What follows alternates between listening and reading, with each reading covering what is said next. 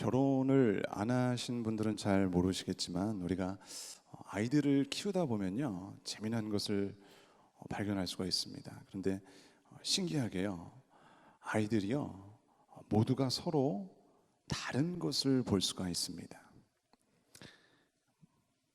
저는 이제 아이가 셋이라 다 달라요. 너무나 다른데요.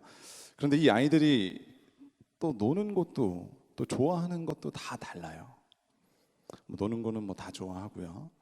아이들을 관찰해 보면요, 애들은 자기가 재밌어 하는 것을 잘해요. 잘합니다. 그래서 어려서 운동이 재미있는 아이들은요, 운동선수 시키시면 돼요. 그리고 너무 재밌어서 잘하면은 잘 풀리는 거죠. 요즘에 운동선수들이요, 대기업 못지 않습니다. 어떤 운동선수는 각종 대회에서 막 메달을 많이 따갔고요. 연금으로만도 평생 살 수 있다고 합니다. 시키세요. 책 읽는 것을 좋아하는 아이들은요, 글 쓰는 작가가 되면 또 좋을 것입니다. 그림 그리기를 재밌어하는 아이들은 미술을 좀 해서 일찌감치 어떤 화가의 길을 걷게 하는 것도 좋습니다. 디자인 계열도 좋겠죠. 악기를 다루는데 소질이 있는 친구들 또 아이들은 뮤지션이 되면 돼요. 놀기를 좋아하고 어려서부터 끼가 많고 또 잘 이렇게 노는 것을 좋아하는 아이들은 연기자를 시키거나 방송 일을 시키면 됩니다. 다 그런 건 아닙니다. 다 시키면 안 돼요. 아이들에게 여러분 흥미 없는 일을 붙들고 있게 하면요, 여러분 그것은 문제가 됩니다. 아이들이 관심이 없는 길을 선택해서 그 길을 걷게 되면요, 언젠가는 후회하는 일을 볼 수 있어요. 여러분 그것은 또한 부모에게도요 적지 않은 그런 아픔일 것입니다. 저도 부모님이 이제 어렸을 때 하얀 가운을 입는 일을 해야 된다고 해서 이발사 아니고요. 의사는 성적이 이제 안 되고 그래도 좀 열심히 공부해서 방사선사를 했어요. 그래서 병원에서 하다가 이제 그만두고 다른 일을 하게 된 그런 케이스예요. 제가 그 일을 왜 하는지도 모르겠었고요. 실증도 좀 나고 그다음 지하실에서 막 사진 찍고 하는 거잖아요. 영상 찍고. 그래서 내가 차라리 의사를 하지 지하실에서 뭐 하는 거야 하고 때려쳤습니다. 여러분 그래서 부모는요 기도하면서 하나님께서 우리 아이에게 주신 재능이 무엇인가를 어려서부터 세심하게 관찰해야 한다라는 것입니다. 뭐 하면서요? 기도. 그리고 아이가 가장 흥미가 느끼는 쪽으로 길을 열어주는 것이 가장 현명한 부모라고 할 수 있습니다. 여러분 공부하는 것도 그렇습니다. 공부를 잘하느냐 못하느냐 하는 것은요, 이 공부에 대한 흥미의 문제예요. 제 친구 중에 이제 어떤 친구가 수학을 굉장히 잘했어요. 근데 수학 선생님이 예뻐요. 저는 수학을 못했는데요, 남자 선생님이셨어요. 그리고 그 선생님한테 엄청 맞은 기억이 있어요. 제 아내는 영어를 포기했어요. 마찬가지로 영어 선생님한테 엄청 어렸을 때 맞은 기억이 있는 거예요. 우스운 이야기지만 아이들이 공부를 못하면요, 이 부부 사이에도 문제가 생깁니다. 왜요? 공부 못하는 아이를 두고 서로 당신을 닮았다고 책임을 전가하죠. 아이의 성적 때문에 약이 되는 이 부부의 싸움이 끝나려면 어떻게 해야 됩니까? 아이의 성적이 올라야 돼요. 그래야 끝납니다. 저희 집도 잘하면 날 닮았고 못하면 당신 닮았다고 합니다. 좋은 건 다 자기래요. 물론 아이가 공부를 못하는 것은요 집안의 내력일 수도 있습니다. 아이의 머리가 나빠서일 수도 있고요, 다른 아이들이 월등해서 그럴 수도 있어요. 그러나 공부를 못하는 여러분 가장 큰 원인은요, 아이가 공부에 흥미를 느끼지 못한다라는 것에 있어요. 공부를 못하는 아이들을 앉혀놓고요, 야 공부하는 게 재밌냐라고 물어보면요 100 중에 100은 뭐라고 할까요? 재미없다고 말해요. 그냥 재미가 없다고 하는 게 아니라요, 아주 너무나 재미가 없다고 이야기를 해요. 여러분 이게 문제입니다. 등수를 이제 뒤에서 세는 게 빠른 아이들이 있습니다. 여러분 그런 아이들도 어떤 방법으로든 공부를 재미있게 시켜주면, 공부에 재미를 붙여주면 여러분 1등은 못하더라도 어느 정도 성적이 오른다라는 것을 볼 수 있어요. 상위권은 거기까지 갈 수 있어요. 그리고 공부에 재미를 붙여주는 방법은요, 학습하는 내용이 왜 그렇게 될 수밖에 없는가 하는 근본적인 원리를 이해하게 해주면 됩니다. 주입식 공부는 한계가 있기 때문에 이해하게 해주면 돼요. 교육 전문가 같죠? 연구 많이 했습니다. 그런데 우리나라 교육의 취약점이 바로 여기 있어요. 근본 원리를 철저하게 이해하게 해주고 또 설명하는 것만 되지 않는 것, 직접 실험을 해서 그 원리를 터득하게 해주면 되는데, 여러분 그냥 지식만 배가 터지게 그냥 집어넣어주고 있다는 거예요. 여러분 한 번 설명해서 알아듣지 못하면요, 다시 한번 쉽게 설명해 줘야 됩니다. 그래서 알아듣지 못하면요, 그것보다 더 쉽게 설명해 주면 돼요. 그래서 철저하게 이해시켜 주어야 됩니다. 그래서 교육은요, 인내예요. 참는 거예요. 부모나 교사는요, 아이 앞에서, 학생 앞에서 인내하는 사람이에요. 여러분 이런 가르침의 인내는요, 이런 게 없고 그냥 소리만 지르고 매만 이렇게 든다면 여러분 그 사람은 교사의 자격이 없는 거예요. 부모의 자격이 없습니다. 이해하지 못하는 아이에게 문제가 있는 것이 아니라 여러분 이해하도록 가르치지 못하는 교사나 부모의 문제가 있다는 것입니다. 여러분 철저한 원리 이해를 바탕으로 한 흥미는요, 교육의 관건이에요. 교육감 한번 나가볼까요? 우리가 믿음 생활을 잘하는 핵심도 역시 뭐에 있을까요? 신앙생활하는 흥미에 있습니다. 어떤 사역에서 느끼는 인간적인 재미를 말하는 게 아니에요. 깊은 영적인 깨달음에서 오는 기쁨입니다. 그 깨달음이 내 영과 삶 속에서 역사하면서 내가 달라지는 거예요. 여러분 내가 달라지는 흥미를 말하는 거예요. 여러분 내 예수님과 첫사랑을 한번 생각해 보십시오. 아주 깊이 있는 교제가 있으면요, 그러니까 같이 있으면 좋은 친구들 생각을 하시면 돼요. 같이 깊은 교제 속에 있으면 좋아요. 그냥 담배 냄새가 싫어지는 거고요, 술 맛이 없어지는 거예요. 감사가 넘쳐나고요, 인격이 변합니다. 여러분 이것이 없으면요, 우리의 신앙은 습관적이고 율법적이게 되어진다는 것입니다. 여러분 그래서 기도도 똑같습니다. 무작정 우리가 기도한다고 되는 게 아닙니다. 힘을 다해 부르짖고 매달린다고 누구나 다 여러분 기도의 용사가 됩니까? 기도를 위해서 무릎을 꿇는 시간마다 부르짖는 기도는 부르짖음 속에서, 여러분 속삭이는 기도는 그 속삭임 속에서 깊은 영적인 희열을 느끼는 것이 중요하다는 것입니다. 물론 기도의 슬럼프도 있어요. 여러분 그런 슬럼프를 극복할 때는요, 인위적인 기도의 자리로, 은혜의 자리로, 이 자리로 나와야 돼요. 어쨌든 깊은 기도로 들어가는 관건은 이 기도의 기쁨을 내가 느끼면 되는 것입니다. 기도가요, 즐거운 거예요. 그럼 우리가 여러분 어느 때 기도의 기쁨을 느끼게 됩니까? 여러분 기도가 자라날 때에 기쁨을 느끼게 되는 거예요. 어떤 분들은 10년을 신앙생활하면서도요, 이 기도의 내용이 달라지지 않아요. 항상 무릎을 꿇으면요, 내 요구사항을 무슨 보따리를 풀어내듯이 막 풀어냅니다. 그것으로 기도가 다 끝나버려요. 여러분 이런 기도는요, 자람이 없어요.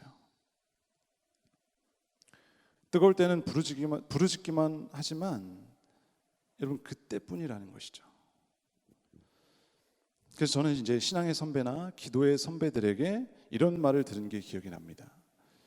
중보 기도에 대한 것이었는데요, 내가 남을 위하여서 중보할 때 오랜 시간 쭉 기도하고 이제는 내 기도를 해야 하는 그런 시간이 있어야 되는데 그 시간이 없는 거예요. 그냥 기도 막 하러 와서 중보 기도하고 막 다 끝나버린 거예요. 그럼 내 기도는 언제 하느냐라는 것이죠.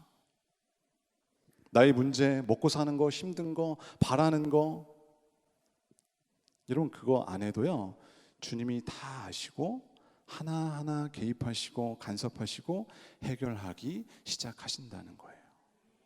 물론 중보기도도 더 잘 들어주시고요. 여러분, 중보기도의 대상이 그것을 간증할 때 오는 그 기쁨은요, 상상하지 못합니다. 나로 하여금 기도의 자리로 더욱더 깊이 들어가게 한다는 것이죠. 오늘 여러분, 우리는요, 본문에서 주님 앞에 처음으로 드리는 이 베드로의 고백을 살펴볼 수 있습니다. 베드로는 3년 동안요, 주님과 동행하는 그 삶 속에서 몇 차례 주님께 자기 자신을 고백하는 경험을 합니다. 그런데 그 고백들 속에서 우리는 이 베드로의 기도가 점점 깊어가는 것을 볼 수 있어요. 여러분, 우리의 기도도 이렇게 깊어져야 되고요, 자라나야 합니다. 오늘 이 베드로의 고백을 통해서 우리가 자라가고 깊어지는 그 기도를 배워보도록 하겠습니다. 첫 번째로는요, 내가 죄인임을 고백하는 기도의 단계입니다. 하루는 예수님께서요, 게네사렛 호숫가에서 이 베드로의 배를 타시고 빌려 타셨어요. 그리고 육지에서 조금 떨어진 곳에서 그곳에 모인 사람들에게 복음을 전파하십니다. 그리고 베드로에게 말씀하세요. 깊은 데에 가서 그물을 내려서 고기를 잡아라. 예수님의 말씀에 베드로가요, 5절에 이렇게 대답을 하죠. 선생님, 우리들이 밤이 새도록 수고하였을 때 잡은 것이 없지만은 말씀에 의지하여 내가 그물을 내리리이다. 이렇게 말하고요, 어떻게 합니까? 그대로 순종해요. 그랬더니 어떻게 돼요? 이게 웬일입니까? 그물이요, 찢어질 정도로 고기가 많이 잡힌 거예요. 여러분, 지금 고기잡이로 잔뼈가 굵은 어부가 자신이 밤새도록 이 그물질을 해대도 한 마리도 잡지 못한 그 바다에서 이 예수님이 고깃대의 흐름을 깨뜨려 보고 계셨다라는 증거입니다. 여러분, 저도 낚시를 해봤는데요, 좋아한다고, 많이 한다고, 지식이 많다고 해서 고기를 잘 잡는 게 아니더라는 거예요. 직업이 어부인, 고기 잡는 걸로 밥 벌어 먹던 이 베드로도요, 모르는 거예요. 그런데 예수님께서 당시에 레이더로 고기가 있는 것을 살피신 것도 아닌데, 자, 저쪽에다가 그물을 한번 던져봐. 그러니까 어떻게 되는 거예요? 쫙 하고 잡히는 거예요.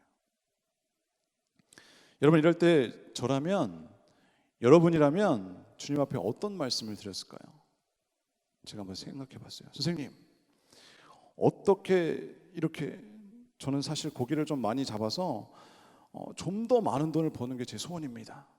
그래서 제 처자식을 잘 먹여 살렸으면 좋겠어요. 선생님께서 배를 빌려달라고 하시면 오늘처럼 제가요, 군소리 없이 제가 빌려드릴 테니까 더도 말고 하루에 한 번씩만 어디로 가면 고기가 있는지 저에게 알려주십시오. 아니, 이틀에 한 번이라도 좋습니다. 여러분, 인간적인 생각이라면 이렇게 말하는 것이 맞지 않을까요? 여러분, 어떠세요? 저만 그런가요? 내 신앙을 너무 물러보는 거 아니야? 라고 이렇게 말씀하실 분들도 계실 거예요. 기분 나빠하실 분도 있겠지만, 가만히 우리의 신앙과 기도 생활을 한번 돌이켜보면 하나님과 흥정하려고 할 때가 많았음을 우리가 볼 수 있습니다. 우리의 기도의 대부분이요, 우리의 요구를 청구하는 그 내용이라는 것을요, 우리가 느낄 수 있다는 것이죠. 여러분, 기도의 응답을 받으면 어떡하나요? 그냥 그걸로 기도 끝. 그런 기도의 제목을 왜 주셨는지, 그리고 왜 그렇게 오랫동안 우리가 기도에 매달리게 하셨는지, 왜 그런 방법으로 응답하셨는지, 다시 무릎을 꿇고 응답의 영적인 의미를 찾는 일은 꿈도 꾸지 않는다라는 거예요. 그런데 사실은요, 여러분, 이게 더 중요한 거예요. 왜 하나님이 나에게 이렇게 기도를 시키시고 이 자리에 나오게 하시고 왜 그렇게 매달리게 하셨는지, 왜 그런 방법으로 역사하셨는지, 그러고는 또 필요할 때 필요한 것만 청구하고 주님 앞에 요청하는 내 모습을 바라볼 수 있게 됩니다. 여러분, 베드로를 보세요. 처음 주님의 능력을 체험하는 그 자리에서요, 베드로는요, 고기를 많이 잡게 해주셔서 감사합니다. 그런 놀라운 능력이 선생님께 있으니까 앞으로 이 고기를 잡는데 지도 편달을 부탁드립니다. 여러분, 이런 현실적인 이야기를 하지 않았다라는 거예요. 그런 말은요, 성경에 눈 씻고 찾아봐도 없어요. 이 놀라운 기적 앞에서 베드로는요, 이렇게 고백합니다. 우리 8절 한번 같이 읽어보도록 하겠습니다. 8절 시작. 시몬 베드로가 이를 보고 예수의 무릎 아래에 엎드려 이르되 주여 나를 떠나소서 나는 죄인이로소이다 하니. 아멘. 주여 나를 떠나소서 나는 죄인이로소이다. 여러분, 밤새도록 고기를 찾아 헤매던 베드로입니다. 그리고 지금은 기적으로 자기의 욕구가 만족스러울 만큼 채워진 그 상태예요. 입이 벌어질 만큼의 기분 좋은 일이 벌어졌습니다. 그런데도 베드로는요, 그 사실에 전혀 관심이 없는 거예요. 오히려 그 응답 속에서, 그 기적 속에서 뭘 보는 거예요? 자기의 본 모습을 발견하는 거예요. 자기에 대해서 눈을 뜨고 나니까 철저히 자기가 죄인임을 깨닫는 거예요. 그리고 그 고백을 지금 주님 앞에 드리고 있는 거예요. 주님, 나를 떠나십시오. 저는 죄인입니다. 여러분, 이렇게 기도의 첫 단계는요, 기도 속에서 나의 모습을, 자기의 모습을, 자기 자신을 발견하는 것입니다. 그 단계예요. 내 요구를 청구하면서도 또 그 기도의 응답을 받으면서도 현실의 그 문제가 보이는 것이 아니라 하나님의 위대한 능력 앞에 서 있는 너무나도 작고 초라한 자신의 모습이 보이는 거예요. 사랑하는 성도 여러분, 이것이 참된 기도입니다. 죽음의 자리에서 일어난 그 놀랄만한 기적을 체험했다 해도 여러분, 그 안에서 자기를 발견하는 영적인 그 깨달음이 없다면 그 기적은요, 아무것도 아니에요. 여러분, 베드로의 이 고백이 있은 후에 예수님께서 베드로에게 이렇게 말씀을 하십니다. 우리 10절 같이 한번 읽어보도록 하겠습니다. 시작. 세베대의 아들로서 시몬의 동업자인 야고보와 요한도 놀랐습니다. 예수께서 시몬에게 이르시되 무서워하지 말라. 이제 후로는 네가 사람을 취하리라 하시니. 아멘. 무서워 말라. 이제 후로는 네가 사람을 취할 것이다. 여러분, 자신이 철저한 죄인임을 깨달은 이 고백이 있고서야 여러분, 베드로는요, 제자로서 주님을 쫓을 수 있게 된 거예요. 이 철저한 죄인임을 깨닫는 고백이 없이는요, 여러분, 지금 제자의 길을 걸을 수 없다고 말씀하시는 거예요. 여러분, 우리는 하나님의 자녀로서요, 주님께 부름을 받고요, 복음을 전하고 또 주님의 사랑을 실천하는 사람들입니다. 그러나 우리가 꼭 명심해야 할 것은요, 이렇게 기도 속에서 나 자신의 모습을 발견할 때 하나님께서 은혜를 주시고 우리의 삶을 인도하시고 또 영적인 것들이 하나하나 풀리고 해결되어진다라는 것입니다. 여러분, 그것을 믿으시기 바랍니다. 두 번째는요, 첫 번째가 뭐였어요? 네, 내가 죄인임을 깨닫는 거예요. 고백하는 그 시간인 거예요. 두 번째 단계는요, 예수님을 고백하는 기도의 단계입니다. 우리 마태복음 16장 13절에서 20절까지 말씀인데요, 다 같이 한번 읽어보도록 하겠습니다. 네, 합독하도록 할게요. 시작. 예수께서 빌립보 가이사랴 지방에 이르러 제자들에게 물어 이르시되 사람들이 인자를 누구라 하느냐. 이르되 더러는 세례 요한, 더러는 엘리야, 어떤 이는 예레미야나 선지자 중에 하나라 하나이다. 이르시되 너희는 나를 누구라 하느냐. 시몬 베드로가 대답하여 이르되 주는 그리스도시요 살아계신 하나님의 아들이시니이다. 예수께서 대답하여 이르시되 바요나 시몬아, 내가 복이 있도다. 이를 내게 알게 한 이는 혈육이 아니요 하늘에 계신 내 아버지시니라. 또 내가 내게 이르노니 너는 베드로라. 내가 이 반석 위에 내 교회를 세우리니 음부의 권세가 이기지 못하리라. 내가 천국 열쇠를 내게 주리니 내가 땅에서 무엇이든지 매면 하늘에서도 매일 것이요 내가 땅에서 무엇이든지 풀면 하늘에서도 풀리리라 하시고 이에 제자들에게 경고하사 자기가 그리스도인 것을 아무에게도 이르지 말라 하시니라. 아멘. 여러분, 우리가 지금 읽은 이 본문 말씀은요, 나를 누구라 생각하느냐 하는 이 주님의 질문에 베드로가 아주 정확하게 대답하고 있는, 고백하고 있는 내용입니다. 뭐라고 그래요? 16절에 주는 그리스도시요 살아계신 하나님의 아들이시니이다. 여러분, 예수님을 고백하는 내용이에요. 이 고백은요, 예수님을 향한 베드로의 여러 고백 중에서도 아주 백미에 해당하죠. 여러분, 기도에 있어서 자신이 죄인임을 깨닫는 그 단계가 아주 중요하지만 거기서 끝나면 여러분, 신앙도 기도도 자라갈 수가 없습니다. 이제는 기도 가운데 주님을 깨달아 고백하는 기도의 단계로 이어져야 한다는 것이죠. 이런 말씀을 보고 또 듣고 머리로 아는 것은 주님을 아는 것이 아니에요. 주님을 아는 지식이 기도 속에서 고백되어지면서 깊은 영적인 체험으로 이 심령에 새겨질 때 비로소 우리는 주님을 안다고 말할 수 있는 것입니다. 여러분, 기도 중에 가장 큰 힘이 되는 기도가요, 바로 주님을 고백하는 기도입니다.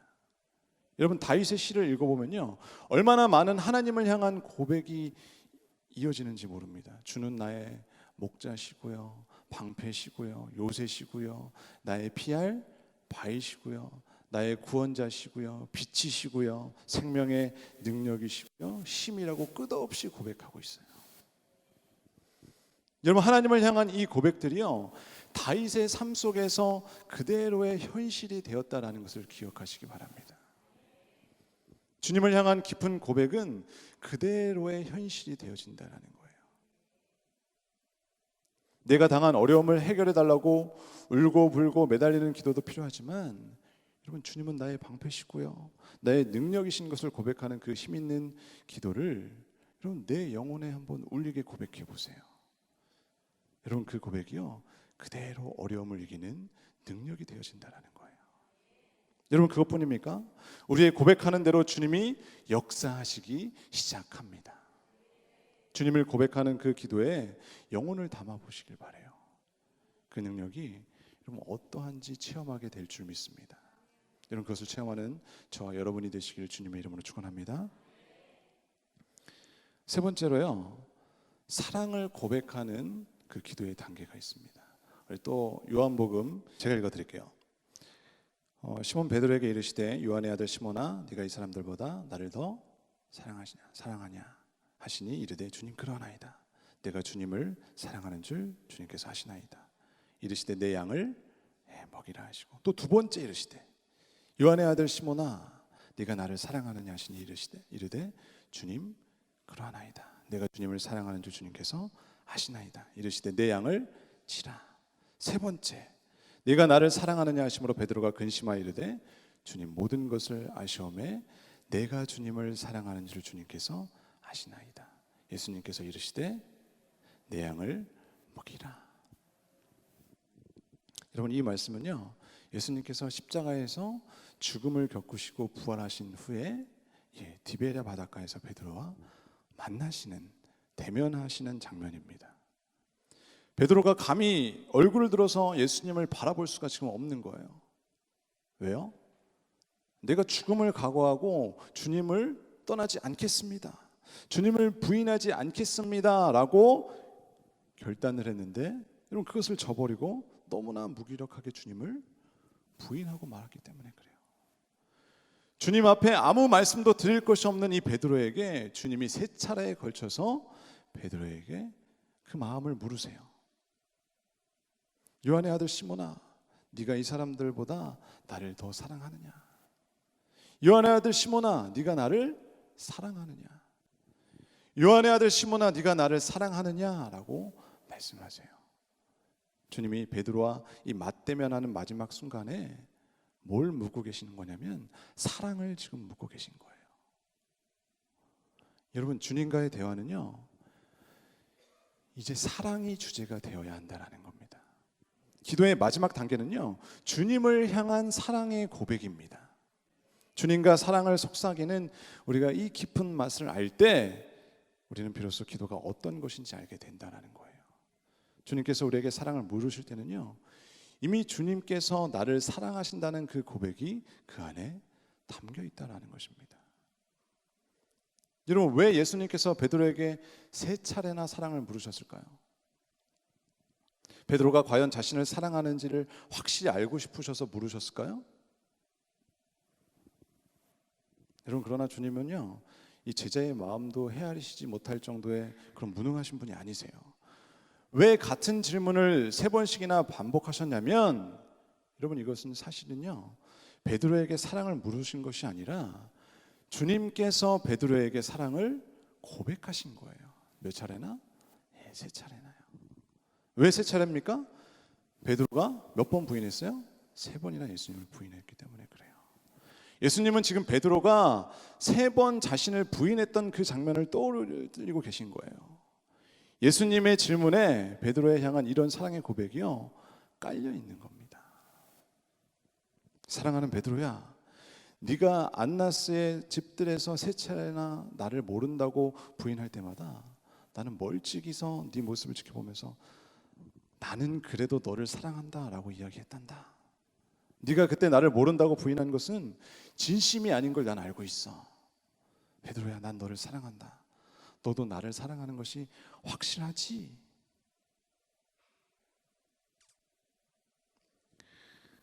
사랑하는 예정교회 성도 여러분, 주님께서는요, 우리의 실패와 좌절한 그 모습 속에서 우리의 신앙이 흔들리고 깨어지고 걸레조각처럼 형편없을 때 오히려 사랑을 고백하며 우리의 사랑을 물으신다는 거예요. 그때 주님을 향해서 사랑을 고백하는 그 메아리는요, 기도의 가장 깊은 곳이 그곳임을 우리에게 알려준다라는 것입니다. 세상에서 가장 힘이 되는 말이요, 여러분, 사랑한다라는 말이에요. 베드로와 같이 이런 사랑을 고백하는 기도의 깊이까지 우리가 기도할 때마다 그렇게 들어가야 한다는 거예요. 말씀을 다 마쳤습니다. 여러분, 제가 예수님을 인격적으로 만났었던 그 이야기를 한번 간증하고 마칠까 해요. 20대 초반이었어요. 이제 대학을 막 들어가고 나서 그때 당시에는 이제 두란노 경배와 찬양 집회가 있을 때였어요. 지금의 뭐 마커스나 뭐 제이어스 뭐 이런 집회들이었어요. 그때 청년들은요 막 다 그쪽에 갔습니다. 어디냐면 저쪽 서빙고의 온누리교회라는 곳이 있었어요. 저도 이제 그쪽에 가서 이제 찬양과 경배 예배를 막 드렸어요. 예배를 막 드리고 설교 말씀을 들었는데 기억은 안 나지만 사랑에 관한 말씀이었어요. 그리고 이제 기도를 시작을 하는데 그때 목사님께서 그 온누리교회 목사님이셨어요. 하영주 목사님이셨나? 네. 이렇게 기도하라고 하는 거예요. 여러분, 하나님께서 여러분을 사랑하시는데 그것이 느껴지지 않는 분들은 먼저 한번 고백해 보십시오 라고 이야기를 하는 거예요. 그래서 제가 그걸 딱 붙잡고 아주 순수하게 그렇게 기도를 하기 시작합니다. 주님, 제가 주님을 사랑합니다. 주님, 제가 주님을 사랑합니다. 이거를요 20분을 했어요. 이 고백만 계속 주님 사랑합니다, 사랑합니다. 근데 옆에서는 막 다 막 울고 불고 막 난리가 났고 눈물 콧물 다 난리가 났는데 저는 이렇게 새 눈 뜨고 막 봤는데 저는 아무런 반응이 없는 거예요. 그래서 막 하품도 해보고요, 눈물 나게 하려고 침도 발라보고요. 아무런 감정이 느껴지지 않아요. 그래도 어떻게 해요? 하려니까 계속했어요. 주님, 제가 주님을 사랑합니다 라고 한 20분, 25분 딱 지나가는데 갑자기 마음속에 음성이 귀로 들린 건 아니었어요. 감동이었어요. 음성에 아들아, 영수야, 제가 영수입니다. 내가 너를 사랑한다 라는 느낌이 오는 거예요. 들린 거 아니었어요. 네, 신비하지 않습니다. 마음 가운데 그런 감동이 딱 오는데 그때부터 하품하고 침 찌글러 발랐던 그 모습이 아니라 진짜 막 눈물이 나는 거예요. 콧물이 나는 거예요. 오는데 그 느낌이요. 이 하트 쿠션 있죠? 하트 쿠션이요. 진짜 우리 교회만한 하트 쿠션에 제가 그냥 푹 빠지는 그런 마음이 드는 거예요. 그리고 마음이 너무 평안하고 그런 느낌이 드는 거예요. 여러분, 이게 아마 저는 이제 인격적인 만남이라고 생각을 하고 여태까지 그렇게 생각을 하고 있는데요. 이 체험이, 이 느낌이 아마 기도의 그 하나님의 사랑을 고백하는 단계가 아닐까 생각이 듭니다. 오늘 기도하면서요, 이 자리에서 나를 고백하고 또 주님을 고백하고 주님을 사랑을 고백하는 그 기도의 자리로 우리가 좀 나아가길 소원합니다. 여러분 꼭 기억하고 잊지 마십시오. 죄인임을 고백하는 자리에서 주님을 고백하고요, 주님께 대한 깊은 사랑을 고백하는 자리까지 여러분의 기도가 좀 같이 자랐으면 좋겠어요. 그럴 때 우리가 주님을 만나고 주님의 사랑을 깨닫고 그 사랑을 들고 또 나아갈 수 있는 그런 저와 여러분이 되어줄 줄 믿습니다.